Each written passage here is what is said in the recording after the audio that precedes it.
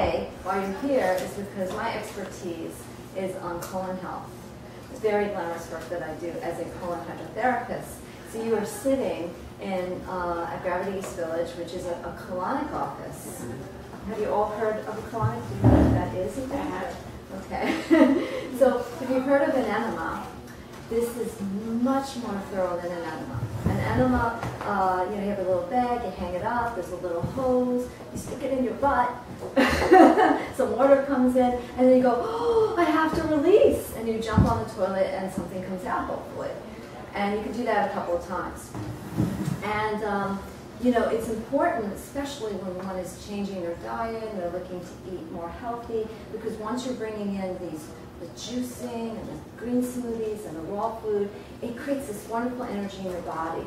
And so guess what? Your cells go, oh, let's let it go, get rid of those toxins and those poisons. And then through your intestinal tract, like your colon's like the garbage pail of the body. So all those years that, you know, when I was growing up, I ate a lot of pasta. I'm half Italian. I ate lots of eggs and cheese. And so all those years of like refined foods, sometimes there's something left behind. So when you start eating in this way of eating very vital food, whole foods, then you start to not only detoxify from your cellular body, but your intestinal tract, a lot of crusties, like mucus that gets all hardened, starts to loosen up.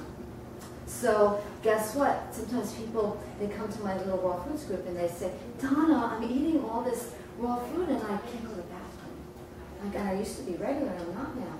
And I say, well, you need a colonic because things got a little blocked. So it's all a good thing to, you know, eat healthy and everything, but you need to keep the channels of elimination open. And once keep the channels of elimination open. And what happens is, if we start to get blocked in terms of that obstruction, that waste, as it's moving out, and you know, as you detoxify, it's coming out of your skin, your pores, your breath, and the bowel. It's the most popular exit route out. And so if you get a pimple, or if you get a rash, and you're like, oh, why is this happening? I've been juicing every day. Then you say, oh, the colon must be blocked because it's coming out through my skin. Oh, I'm blowing my nose. What's going on? Is it detox? Maybe the colon is blocked, right? So when the digestive system is not open and things aren't moving, then it's a sign why the lungs. In Chinese medicine, they put the digestion, they connect it with the lungs. So a lot of times you get a cold or feel like you're coming down with something, a sore throat, get a colonic, clean your colon in some way. And that might either shorten the duration of that cold, or it may not get one at all, right, if you catch it right away. So, wow, that's how I started here.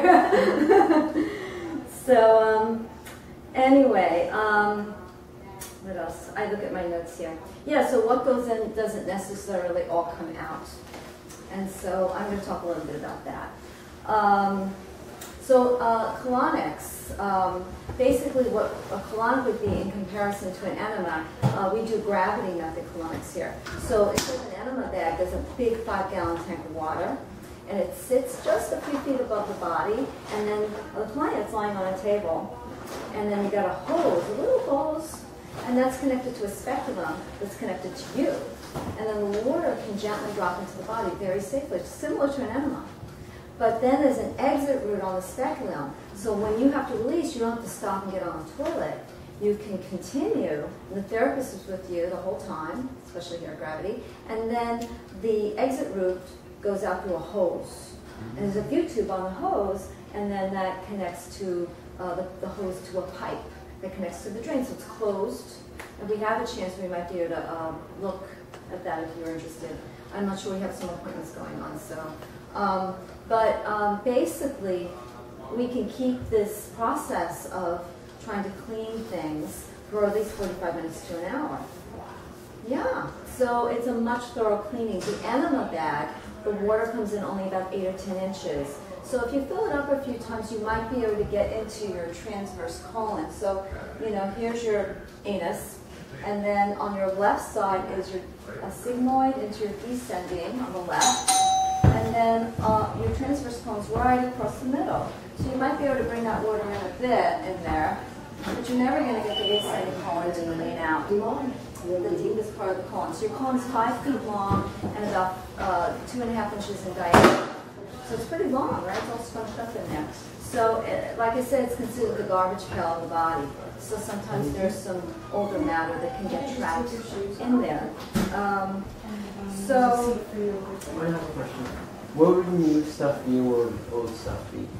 In terms of the colon? what would what stuff? Old food. Old food can be anywhere. It can be trapped anywhere. I'm going to talk about how that happens. Like suppose you just ate an apple. Okay. Where would it be there? It has to go all the way through. So basically, your small intestine connects to the ileocecal valve on the right, and then there's this like a door, and it opens, and then let's say the apple fiber, that's all that's left, the apple fiber, it's going to pretty much hang out in your ascending colon on your right side, and there it becomes a liquid. So all that fiber liquefies. There is some absorption occurs in the ascending colon still. And then your peristaltic action, that action that gets you to have a bowel movement, is going to help move the fiber around the hepatic flexure into the transverse. It starts to solidify, right? And then by the time it makes it to the descending colon, it looks like what you see in the toilet. It looks very solid. Then it turns into the sigmoid and then out. It takes 17 to 24 hours from the time you eat something to the time it comes out. But if you eat foods like cheese or French fries or even tofu, it could take 100 hours for certain foods to leave the body, if ever. So this depends on what it is you ate. And if they're not leaving the body, then where would they be?